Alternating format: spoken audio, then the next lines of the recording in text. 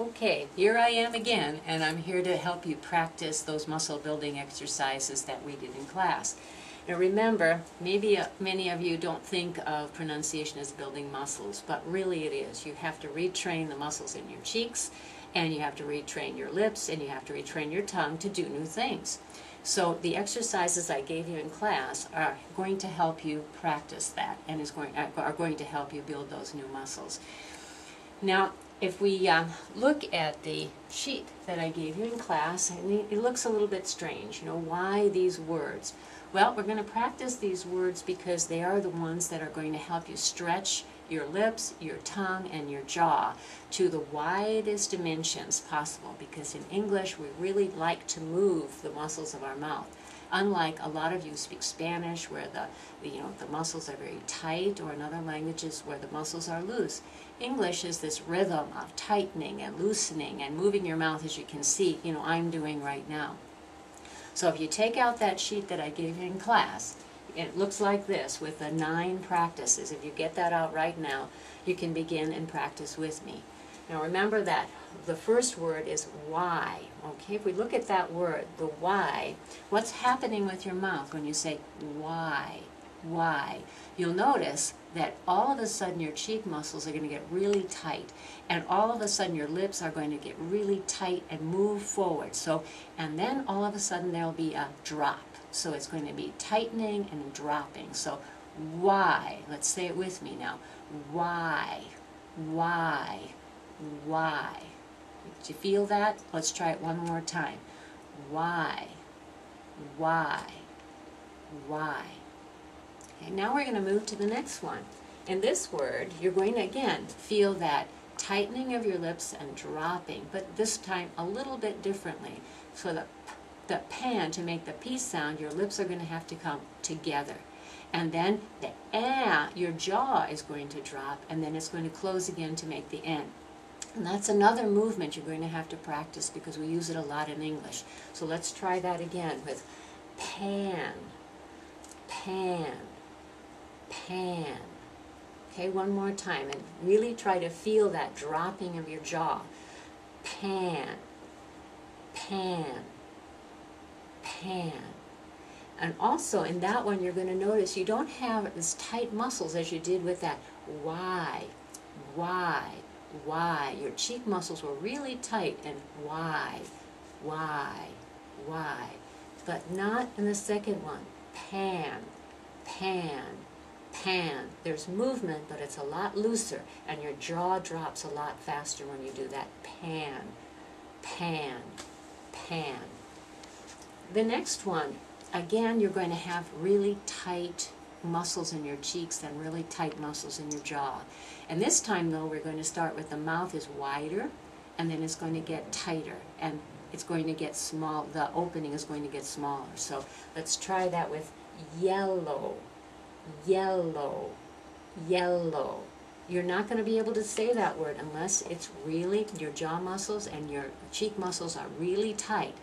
Yellow, yellow, yellow. It takes a lot of muscle control, so we'll do that one more time. Yellow, yellow, yellow. And you should feel everything tight all the way through. We'll do that one more time.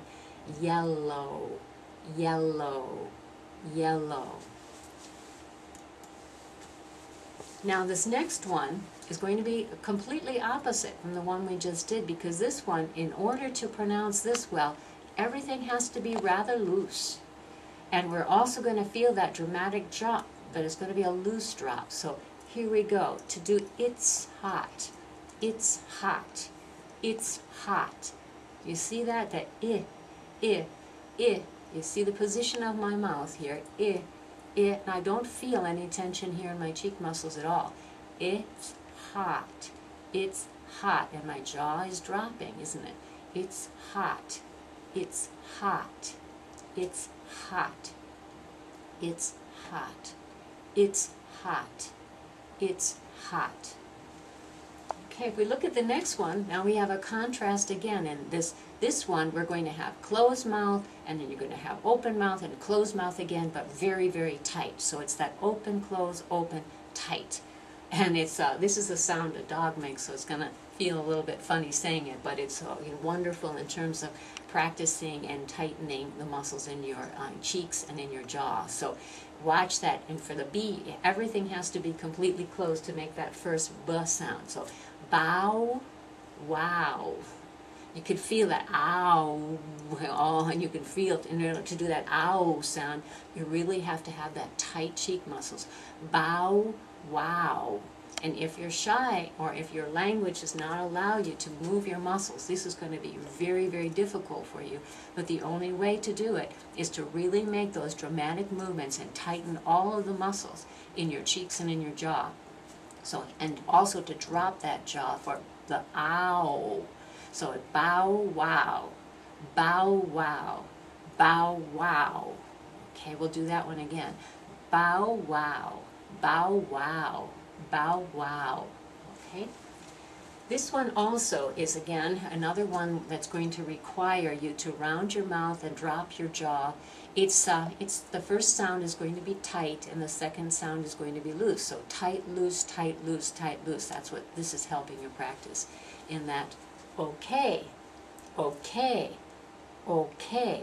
So notice the O is going to take some time to work with because it's that rounding. Oh, you really have to tighten your muscles. Oh, to keep that rounded sound. Oh, oh, and now just loosen everything. Okay, okay, okay, okay, okay, okay. Again, you can't be shy in doing this one. You have to round and drop, round and drop, round and drop. Okay, okay, okay. All right, we've got 3 more lines now.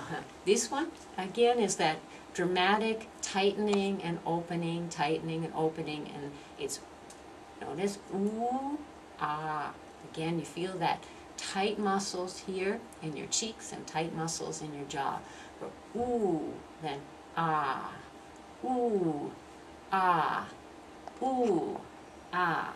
Can you feel it? If you don't feel your muscles tightening, you're not doing it the right way, and also you're not training your muscles in the new way to pronounce English. So remember, we're really dramatic. Ooh, ah, ooh, ah, ooh, ah.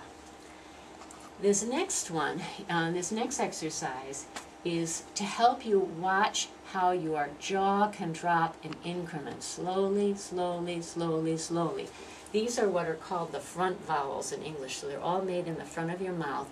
And remember, vowel sounds are made not with your tongue, but just by dropping your jaw in these front vowel sounds. So here we go. This one's going to be up high in your mouth, and everything's going to be tightened.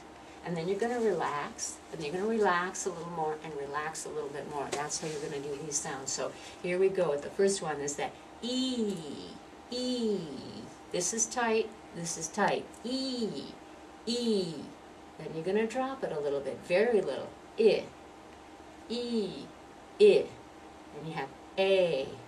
And then you have the one excuse me, ah. So it's E, I. A, ah. One more time. You can really feel lowering, lowering, lowering, and tight, loose, lower, lower, lower. So here we go. Eat, it, ate, at. One more time. E, I, A, ah. And we're going to do it one more time, and while you're doing it, I really want you to think about what's happening in your mouth. Tight to loose, high to low. Here we go. Eat, it, ate, at. Okay. The last one is rather hard because it's going to happen inside your mouth. And that's your tongue is going to stand up a little bit and curl. Just the tip of it's going to curl backward. The R sound in English is really tough to make, as you all know. It's because English has what we call that retroflex R. And the retroflex R just simply means that your tongue turns back just a little bit. So again, many of your languages, your tongue to make that sound, to make a sound similar to that actually, is your tongue is flat and it's in the front of your mouth. But in English, it's going to be raised just a little bit, and that tip is going to be curled backward. So that's going to try it in that her. And notice the shape of my lips, too. Her. The corners are drawn in a little bit. As the corners are drawn in, the tongue is standing up, and the tip of the tongue is turned back just a little bit. So her, her, her. Those of you who are Spanish speakers and French speakers, this is a particularly difficult sound. So you're going to have to practice and practice and practice this all through the semester to really retrain your tongue to do it. So here we go. Her, her, her. Can you feel that tongue standing up and the tip just curling back a little bit? Her, her, her. And now let's put it together again with another word, word. And to do word, you're going to have to really move the corners of your mouth in, and then for the R, you're going to have to relax them a little bit. So this is a very subtle movement and very difficult if you don't have this movement in your language. So here we go with her, and then word. Her, word. Her, word. One more time. Her, word. Her, word. Now remember, we're doing this at the beginning of the semester, and we will practice in class periodically.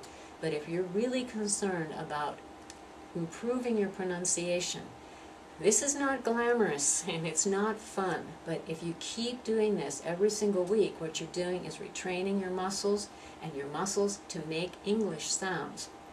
And this is particularly difficult with many of you whose languages are very, very, what can I say? They're not stress time languages. They're more rhythm time languages. So in rhythm time languages, your lips and your jaw are going to be in a steady position. So let's see. I want you to think from now on that really in studying pronunciation, we are also doing this in exercise and building new muscles. So thanks, and I'll see you in class, and we'll practice again. Bye-bye.